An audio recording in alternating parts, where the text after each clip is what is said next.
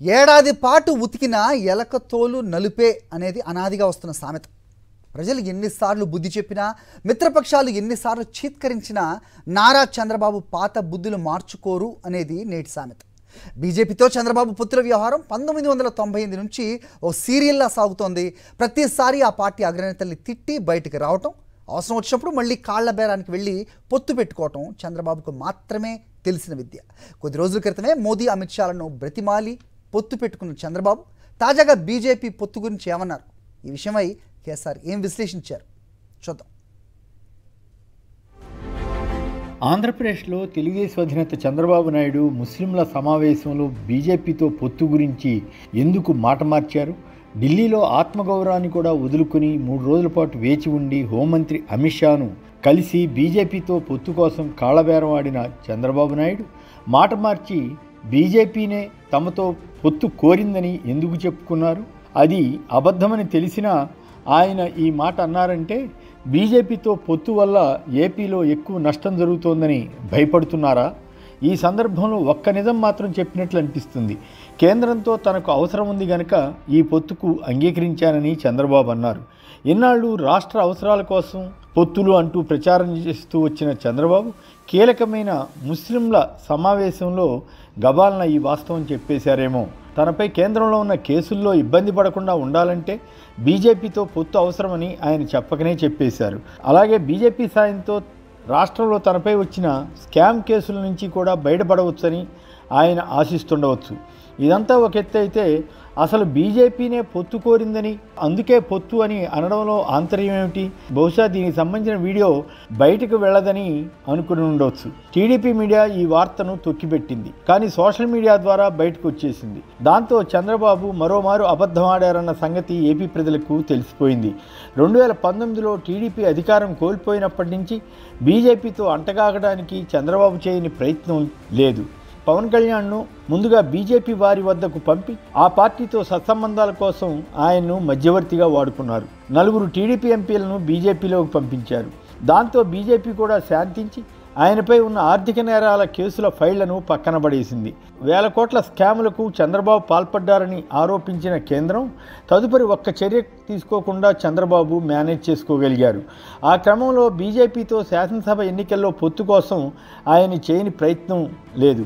చివరికి ఢిల్లీకి పవన్తో కలిసి వెళ్ళి అమిత్ షా అపాయింట్మెంట్ కోసం రోజుల తరబడి ఎదురుచూశారు. అది అవమానకరమైన ఆయన అలా చేశారంటే అవసరం అలాంటిది. అలా చేసిన చంద్రబాబు ముస్లింలను మోసం చేయడానికి మాట మార్చి బీజేపీ వారే తమ పొత్తును అడిగారని చెబుతున్నారనుకోవాలి.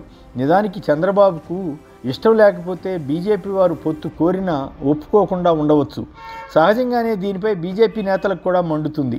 కొద్ది రోజుల క్రితం హోంమంత్రి అమిత్ షా ఒక ఇంటర్వ్యూ ఇస్తూ చంద్రబాబు తనంతట తానే ఎన్డీఏ నుంచి బయటికి వెళ్లారని, ఓటమి తర్వాత ఆయనకు పరిస్థితి అర్థమై తిరిగి చేరారని అన్నారు. అలాగే పవన్ కళ్యాణ్ కూడా టీడీపీని బీజేపీ వద్దకు తీసుకువెళ్ళడానికి తాను బీజేపీ పెద్దల నుంచి చివాట్లు తిన్నానని, వారు అంగీకరించకపోతే తాను దండాలు పెట్టి బతిమిలాడానని చెప్పారు. అంటే దీని అర్థం చంద్రబాబే బీజేపీ పొత్తు కోసం తహతహలాడారనే కదా. కానీ అలవాటు ప్రకారం మళ్ళీ మాట మార్చారు.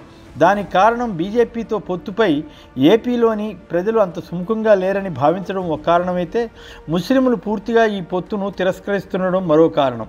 చంద్రబాబు గతంలో పలుమార్లు ఈ అంశంపై బీజేపీని విమర్శించారు. ఇప్పుడు యూటర్న్ తీసుకుని సీఏఏని సమర్థించారు. ముస్లిం రిజర్వేషన్ల గురించి అటు ఇటు కాకుండా వ్యవహరిస్తున్నారు. అదే సమయంలో బీజేపీ అగ్రనేత చేసిన ప్రకటనను ఖండించలేకపోయారు. పైగా బీజేపీ నేతలు ఎన్డీఏ ఎజెండా కట్టుబడి చంద్రబాబు పనిచేయాల్సిందే అని అంటున్నారు. అంటే దీని అర్థం ముస్లిం రిజర్వేషన్లను కూడా చంద్రబాబు వ్యతిరేకించాల్సిందేనన్నది వారి అభిప్రాయం. దీనిపై నిర్దిష్ట హామీ ఇవ్వలేని దుస్థితిలో చంద్రబాబు ఉన్నారు. ఇది కూడా ముస్లింలకు అసంతృప్తిగా ఉంది. గతంలో కేంద్రంలోని బీజేపీ ప్రభుత్వం తీసుకొచ్చిన త్రిపుల్ తలాక్ రద్దు బిల్లును కూడా చంద్రబాబు తీవ్రంగా వ్యతిరేకించి ప్రచారం చేశారు. 2019 ఎన్నికల సమయంలో ప్రధాని మోడీని టెర్రరిస్ట్ అనడమే కాకుండా మళ్ళీ ఆయన గెలిస్తే మైనార్టీలకు ఓట్లు తీసేస్తారని కూడా హెచ్చరించారు. కానీ ఇప్పుడు అన్నిట్లోనూ తన వైఖరి మార్చేసుకుని బీజేపీని అంటగాగడానికి సిద్ధమైపోయారు. ఈ నేపథ్యంలో ముస్లిం వర్గం అంతా దూరం అయితే తనకు ఘోర పరాజయం ఎదురవుతుందన్న భయం ఏర్పడింది. టీడీపీ నేతలు ఈ విషయాన్ని బహిరంగంగానే చర్చించుకుంటున్నారు. కొందరైతే సోషల్ మీడియాలో కూడా తమ వ్యాఖ్యలు చేస్తున్నారు. కనీసం 50 నియోజకవర్గాల్లో ముస్లింలు గెలుపు ఓటములను ప్రభావితం చేసే స్థితిలో ఉన్నారన్నది ఒక అంచనా. ఒక్కో నియోజకవర్గంలో 20,000 నుంచి 50,000 వరకు ముస్లిం ఓటర్లు ఉన్నారట. కుప్పంలో సైతం ఆయనకు ఈ వర్గాల్లో వ్యతిరేకత రావచ్చు. అందుకే కుప్పంలో ముస్లింలతో ప్రత్యేకంగా సమావేశమై తాను బీజేపీతో పొత్తు కోరుకోలేదని అబద్ధం ఆడారని అనుకోవాల్సి వస్తుంది. వెనకటికి ఒక సామెత ఉంది, ఏడాది ఉతికిన ఎలుకతోలు నలిపే అని అంటారు. అలాగే చంద్రబాబు కూడా తన పాత అలవాట్లను మార్చుకోలేకపోతున్నారు. ప్రతిదానికి యూటర్న్ తీసుకోవటం, అబద్ధాలు చెప్పి ప్రజలను మభ్యపెట్టే యత్నం చేస్తుంటారు. ఈసారి ముస్లింలను మాయ చేయడానికి ప్రయత్నించారు, కానీ అంతా బహిర్గతమైపోయింది. దీనివల్ల ఆయన ఎత్తుగడ పారలేదనే చెప్పాలి.